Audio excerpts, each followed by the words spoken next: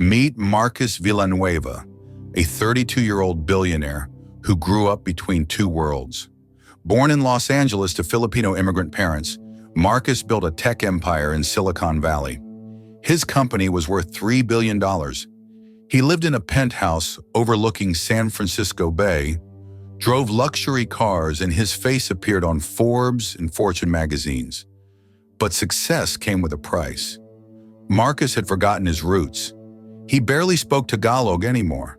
He attended galas and charity events where everyone wore fake smiles and had hidden agendas.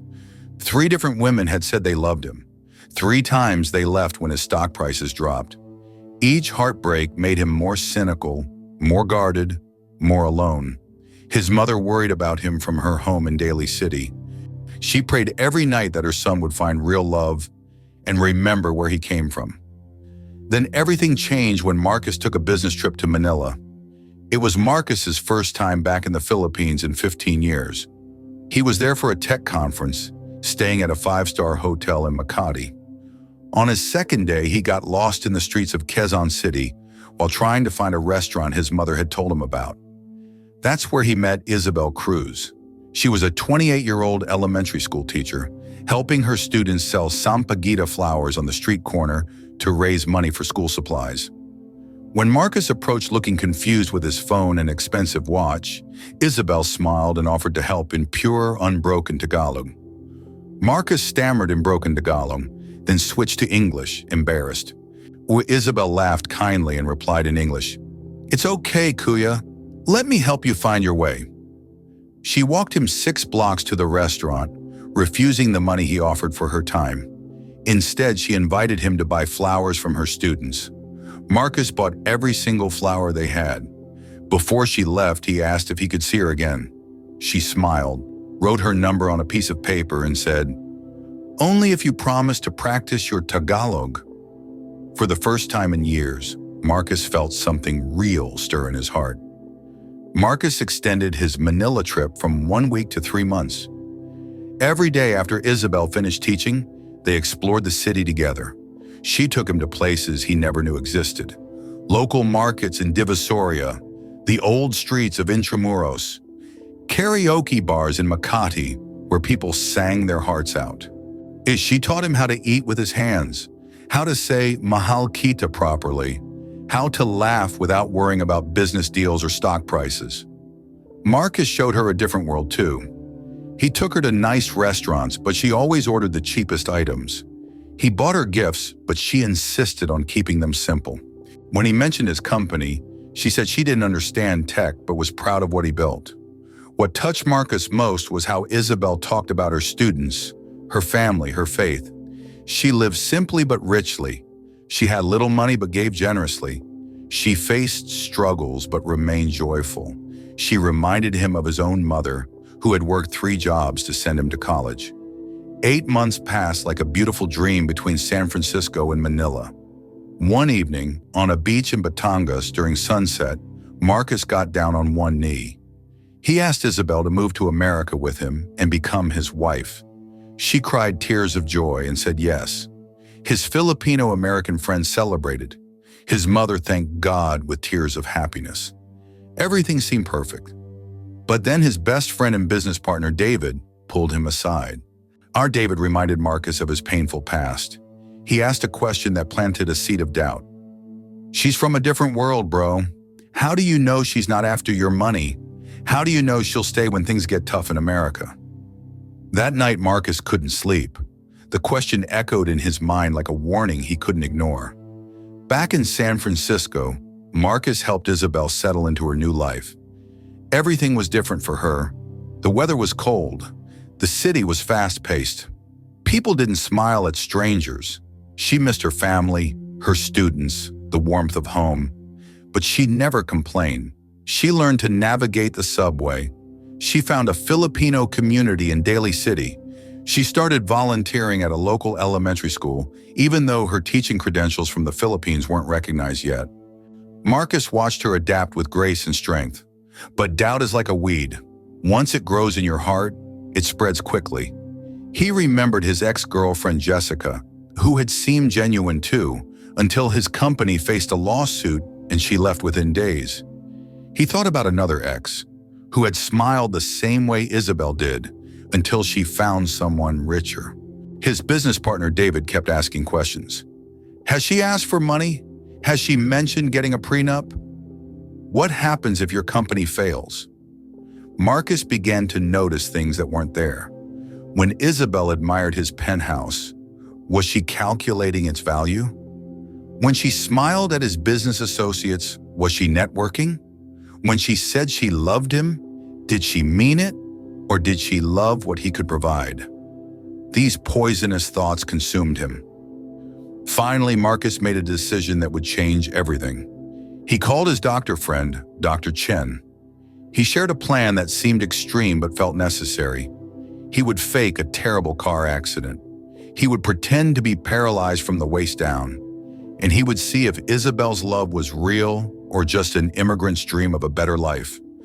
Dr. Chen warned him this could destroy everything, but Marcus had made up his mind.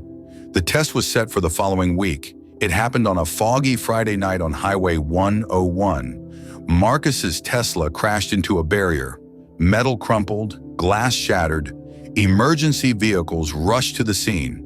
He was taken to UCSF Medical Center with news helicopters circling overhead. The truth? The crash was staged. The injuries were fake, but only 3 people knew: Marcus, Dr. Chen, and David. At 10:15 that evening, Isabelle received a phone call. She was at Marcus's mother's house in Daly City, learning how to cook adobo. When she heard the news, the wooden spoon fell from her hands. She grabbed her coat and ran outside into the cold San Francisco fog. She arrived at the hospital shaking, not from the cold but from fear. Her English failed her as she tried to ask the reception desk about Marcus. A Filipino nurse saw her distress and helped her in Tagalog. In the waiting room, Dr. Chen delivered the devastating news. Marcus had survived, but his spine was severely damaged. He would never walk again. His life as he knew it was over. Isabelle's knees buckled. She grabbed the chair for support, then collapsed to the floor, crying in a mix of English and Tagalog, calling out to God for help. In a hidden room, Marcus watched everything on a monitor. He saw her genuine anguish. He saw her pray, but he told himself he needed to be absolutely certain. The real test was just beginning. The next morning, Isabelle sat beside Marcus's hospital bed. He looked broken, defeated, hopeless. She held his hand and whispered in Tagalog that she would stay by his side no matter what, even though her own heart was shattering. The doctors explained that Marcus would need full-time care. Someone would have to help him with daily activities, therapy, everything. His wealthy lifestyle would change dramatically. David and some of Marcus's business associates suggested hiring professional caregivers. They even hinted that Isabelle could return to the Philippines if this was too much for her. But Isabelle's answer was firm. She made a promise before God and she would keep it. Without hesitation, she gave up her volunteer work to become Marcus's full-time caregiver. Her family in the Philippines begged her to come home. They said this wasn't her burden to carry. Even Marcus's mother, despite loving Isabelle, suggested she think about her future carefully. But Isabelle refused every suggestion to leave. Days turned into weeks in the cold San Francisco winter. Every morning, Isabelle woke up at 5 a.m. in Marcus's penthouse that now felt like a prison. She helped him with exercises the physical therapist prescribed. She cooked Filipino food to comfort him. She learned medical terms she never knew existed. Marcus tested her in cruel ways. He acted angry and bitter. He said hurtful things, suggesting she should find someone who could give her a normal life. He pretended to lose all hope, expecting her to lose patience. But Isabelle never wavered. She sold the small pieces of jewelry her family had given her for the journey to America, telling Marcus she needed to contribute to household expenses, even though he had millions in the bank. She never asked him for money. She never complained about the burden. She called her mother in Manila every night, crying quietly in the bathroom so Marcus wouldn't hear, but always saying she chose this because she chose love. She kept a small Bible her mother had given her, its pages worn from constant reading. She prayed in Tagalog for strength, for a miracle, for the ability to love Marcus through this darkness. One night, Marcus found a voice recording on her phone. She had been recording messages to herself in Tagalog, messages of encouragement. Kaya mo to, Belle. Ang tunay na pag-ibig ay hindi sumusuko. True love doesn't give up. David asked if the test was over. Marcus couldn't answer. He just held the phone with Isabelle's voice recordings, his hands shaking. That night, Marcus realized something that shattered him completely. He wasn't testing Isabelle anymore.